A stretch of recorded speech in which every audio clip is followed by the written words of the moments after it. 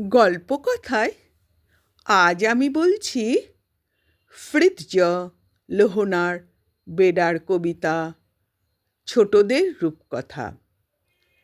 এক দেশে এক ড্রাগন ছিল, ছিল বিকট হা।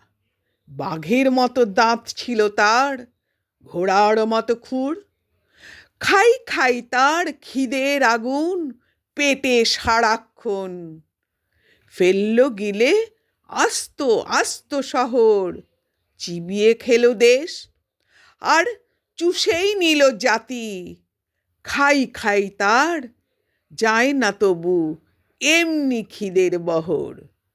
সকালে খায়, রাত্তিরে খায়, খায় সারাদিন ধরে।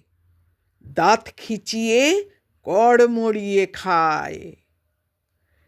খাচ্ছিল তো বেশ, খেতে খেতে পেটটা ফেটে মরল শেষমেশ। খাচ্ছিল তো বেশ, খেতে খেতে পেটটা ফেটে মরল শেষমেশ।